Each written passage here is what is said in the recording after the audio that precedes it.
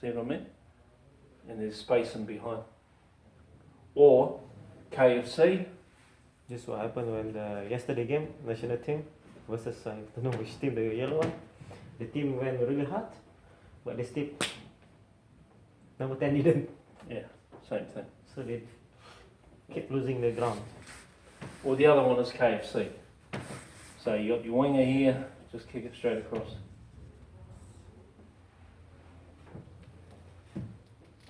And that's what kicking for possession. Yeah, we talked about that a little bit yesterday. Yeah. And that kick can be done anywhere on the field if you've got a good kicker and you've got wood with your players, with your attackers.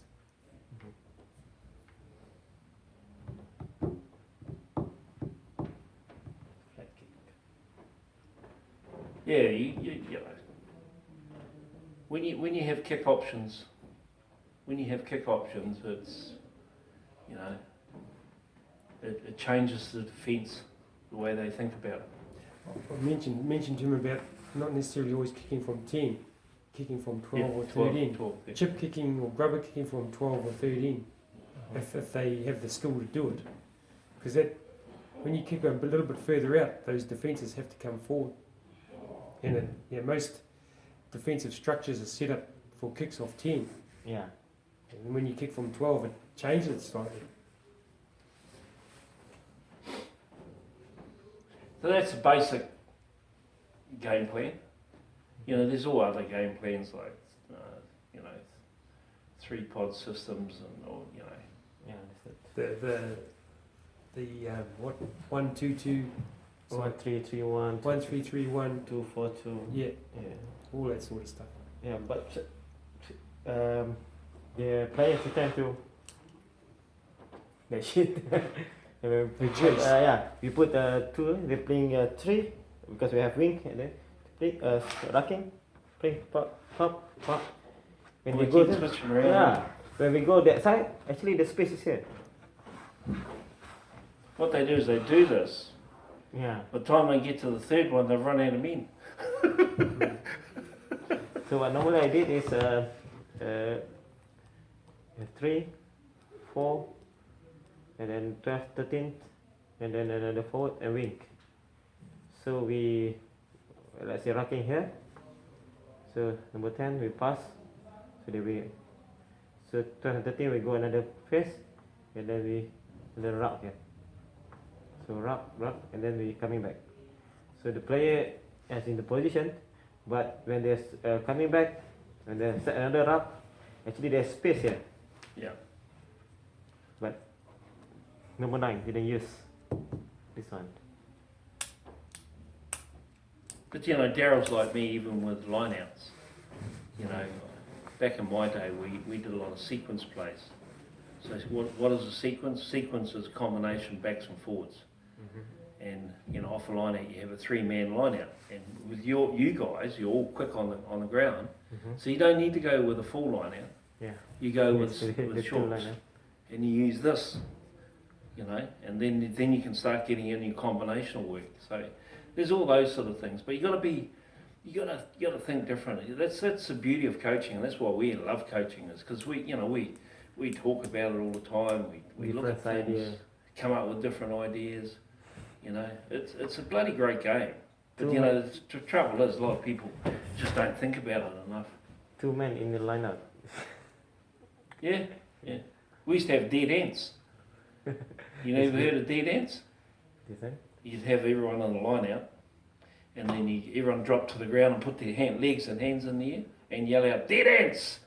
And everyone would go like this, and you throw the ball over and you go. You can do it where you have 7 in your line out, Yeah. 6 of them drop to the ground and one stays on the street, he catches the ball and passes it out. Because they all look at the guys on the ground. What this guy doing? What are you doing? They all go, "What?"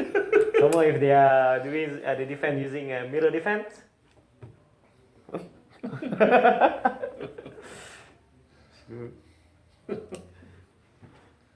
Because I have too much in the structured play and too much on the so-called modern play, it's limited me to think something like that. But you know, You know, even when I was playing for the Māori, we used to come up with all these different tricks. It was bloody awesome. You know, we had all these tricks up our sleeve. It's fun. Yeah, a lot of fun. Sid Gowan was a great man. Sid Gowan was one of the best halfbacks in the world. And people, not many halfbacks are like him, but he was bloody. He'd do so many different things. His favourite one was this. As you're 5 metres from the line, you've got a penalty here. So, what he would say is, we're not going to kick the goal. To the referee. To the referee. All right? So what do they do? What do the defenders do? When they see someone looks like they're going to kick the goal, or take a penalty to kick the goal, what do? Yeah, they were going back. They turn around. Yeah. They just turn around and walk back, eh? That's when you tap and score the try. Oh, just body language and different words. Yeah, but you just say, we're not kicking for goal. And how different look? Yeah, they're kicking. Yeah. All right? It's those little things. Simple. And then there's another one where you're 5 metres out, you line all the forwards up here, right across, and you spread them right out. Spread everyone right across. And then you make out that everyone's running towards to get the ball, and the halfback just chips it over his head. Because everyone comes forward, he chips over his head, and we score. You understand that one? So you're facing the body? No, 9, yeah. Yeah. And they run as if they're going to get the ball, And the kid, boom. and he chips it over his head. Everyone comes forward, easy try. It's fun rugby. That's the key word. We said that yesterday. Yeah. Your players will start to have fun, and then they'll enjoy it more than they played that. So they have the idea will come. Let's do this, do Yeah. that, do this. Oh, they do. They enjoy it. Rugby's about enjoyment. You know, shit. But You now if a 5 meter penalty, Yeah. kick. Yeah. Quite boring. Well, exactly. And the oldest we see there's a few technicals. Well, it depends. So if you have a dominant scrum, then take the scrum, Yeah. because you probably score a try or get a penalty try. So you still do that. But if you're not a dominant scrum, then we don't want to go to a scrum here. Special play. Yeah, you gotta look at how you can use special plays to suit your team. Mm-hmm. And in the position, it's like if you've got a crap line out, you want to kick to the sideline and go to a line out, eh? Yeah. So what can we do different?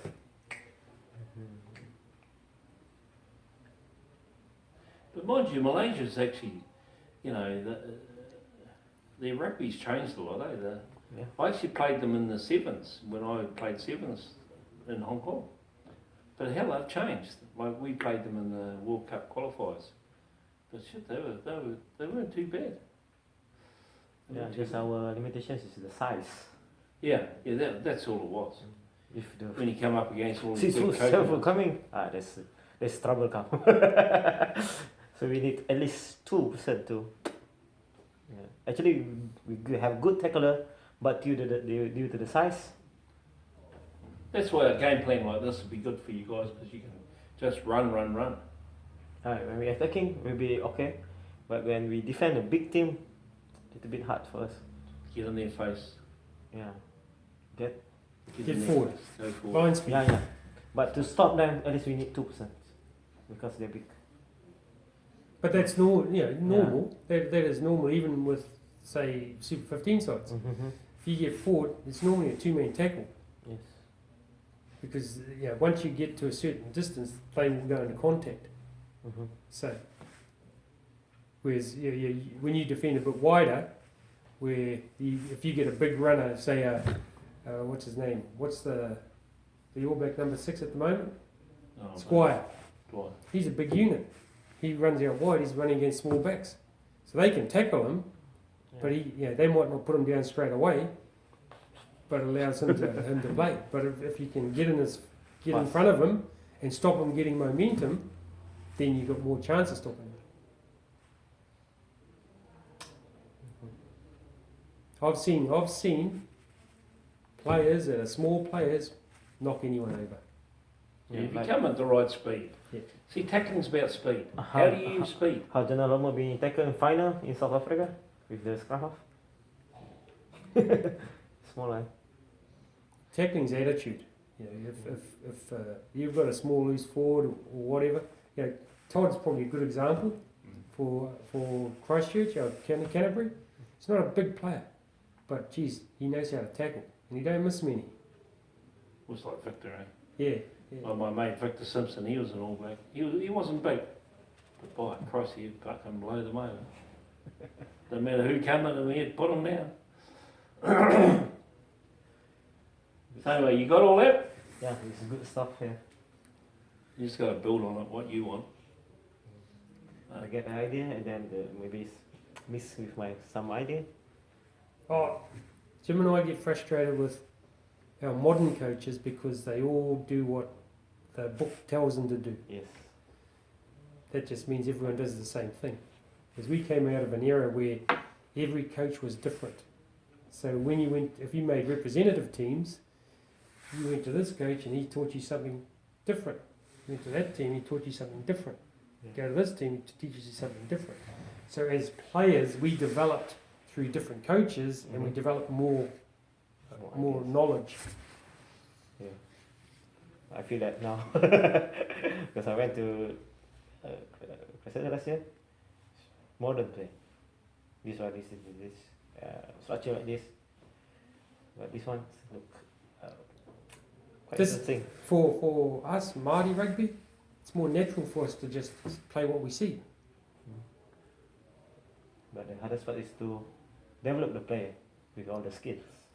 That's the big thing. Yeah. See, that's your key. That's your The job key. as a coach. Yeah. You got to be good enough to be able to teach people how to catch and pass correctly. And running Know how to tackle. correctly. The one you did. Drag the space to make a movement and drag the defender. Yeah. So small thing but big impact. The big thing with this, when you're using your forwards as pods, what happens it's still happening in Super 50, 18, whatever it is, but they actually stand, they catch, then go. So what you've got to do is you've got to come forward and hit the ball on the run. And you've got to get your forwards to hit the ball so they're hitting the gain line and they're coming at pace and then they can move it. If they want to move it, then they just hold back a bit. So there's all different ways. It's like Darrall said about the first fives. You know, they got to know when to stand deep and when to start hitting the line. Same with the pods. They just got to read it. And they got to understand when's the best time to hit it up, when's the best time to stay back. I was told at a Repeat. coaching thing a couple of weeks ago. Well, not the coaches that were there. I was just observing that. To expect forwards to be able to catch a ball, go forward, put footwork on, can't be done. And I'm looking, going, really? It can be done. Just got to coach it. Joe was a kicker? No, it wasn't Joe. No, Joe told me I'm forward. Oh yeah. But Sorry. you taught him how to kick. Yeah. I thought, wow, this good. He's a good kicker too. Yeah. Good kick. But that's the mentality. Is there's times when you can, like I had talk to you about standing up pod up flat. Yeah. You can have them up flat and get the gain line pretty quick. But then you might have one that you can take back a bit where you want to actually take them on, really take them on with feet. Especially if you've got a prop, you know, that can go boom. If you get them to develop a little shimmy, get to a centre of two players, now you're in a strong position. So basically I have a mindset with forwards, one kick, running straight, one pass. That is our mentality now. Play. Yeah, Play. it's forwards. So we need to change the idea.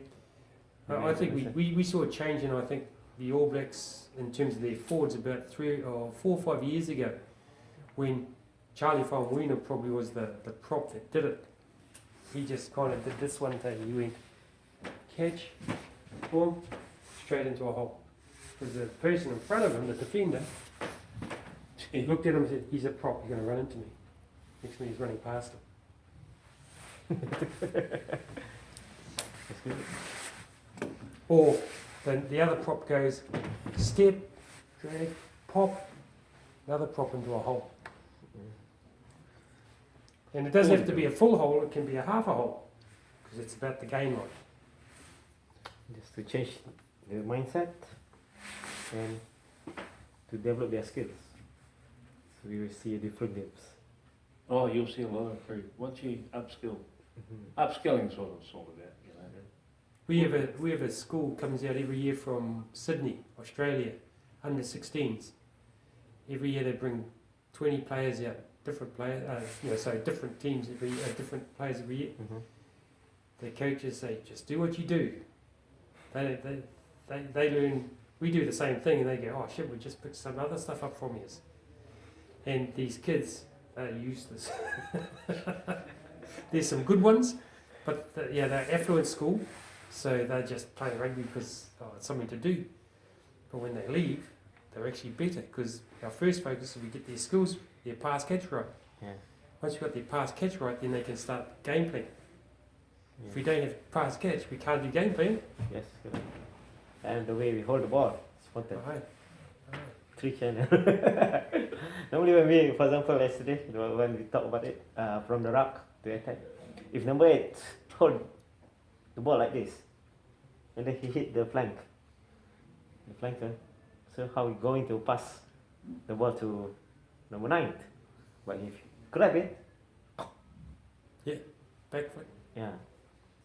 There's Always, some, yeah, it's always. There's some. People think that's a modern thing. I'll tell you now, that's not modern. All Blacks rugby players over the last 100 years have been doing it, Yes. offloading one-handed. But everyone thinks because Sonny Bull came onto the scene and he started doing it in test matches, far out, this guy's amazing. This is offload football. We know Colomese. Jim did it when he played. Buck did it when he played. They played one-handed. But suddenly it's the in thing. Even if you're doing, the coaching under World Rugby, 2 hands. Pass with 2 hands. That's what he said, 2 hands. Yeah. You see in the syllabus of World Rugby? And there's nothing wrong with that because you want to encourage your kids developing to carry the ball in 2 hands, which is cool. Yeah. But The skill. then you have to teach them how to fend. And they go, but you said I've got to hold the ball in 2 hands. So I can't fend. Yeah. So you've got to be careful how you put stuff to kids. Yes, that's why when they learn to sleep that way, they're used to it. And when they come to, for example, like me in university, very difficult to change the way they play. They're used to it. Yeah. When I first started the academy, like way back, in the first 2 years, everyone got a rugby ball, and they had to have it all day. And they had to, but time, the time after, a month, man, they were bloody good. They had some skills because they got used to playing with the ball. Yeah. And we actually played in a senior comp. I'm talking 17, 18-year-olds that went and played in a senior comp in Wellington City and got to a final and played development sides, Marlborough development, Taranaki development, Wanganui development, and beat them. Now that's bloody a good achievement for kids, Young kids. young kids. But it was all about their skill. They had beautiful skills. I actually met one of them yesterday. He was Pat Yates's boy. He was at the kid. Okay, yeah. Yeah, he come up to me. I didn't even bloody recognise him. But he come up.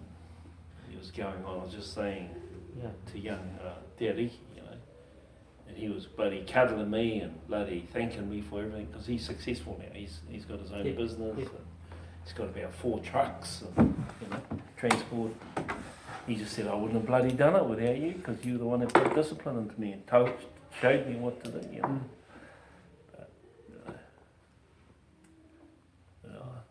It's awesome. Good stuff. It's easy for the rugby union to say, here we go, coach, go and coach. It's all in there.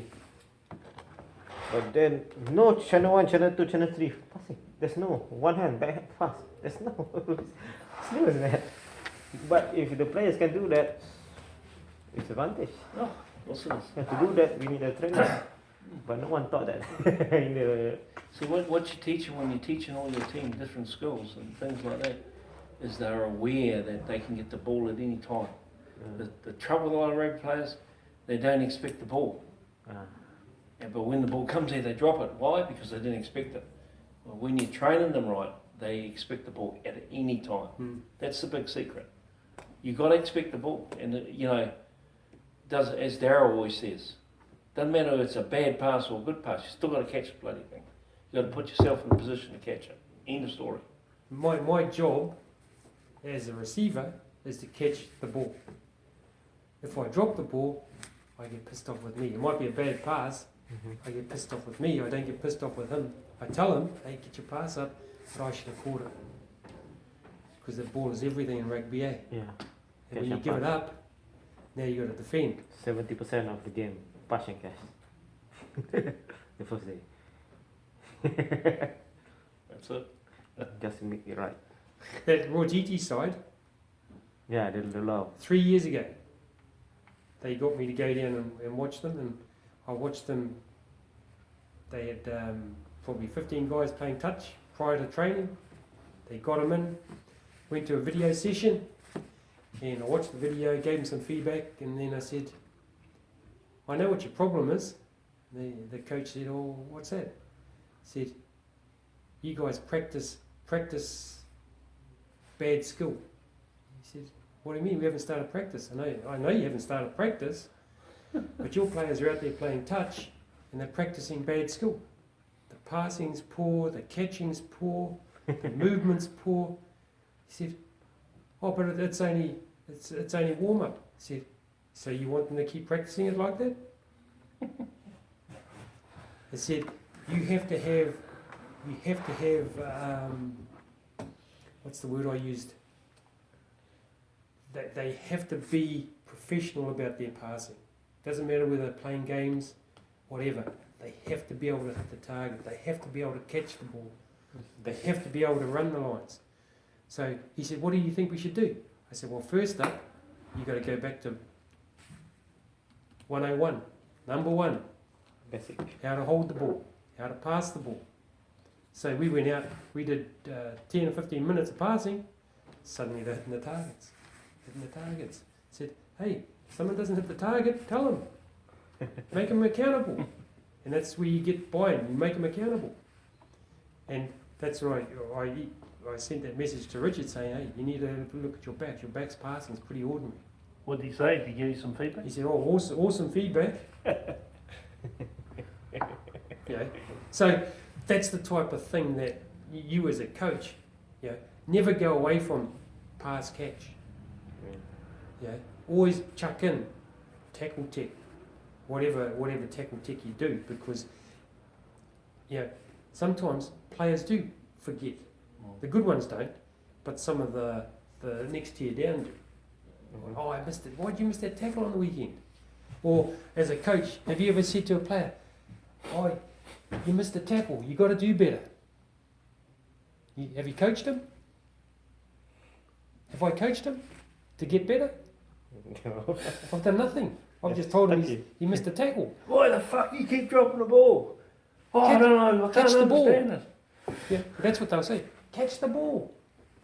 Instead of saying, bro, your hands are down. Get your hands up. Show a target. The techniques. That's coaching. Yeah. First time we went to the Mighty All Blacks, we had a trainer, and he did a warm-up drill, and I'm watching. They dropped the ball. And I'm sitting there and I'm getting pissed off. And I said to Matt Pay, I know I'm a new coach here. I'm not liking what I'm seeing. Do you mind if I butt in?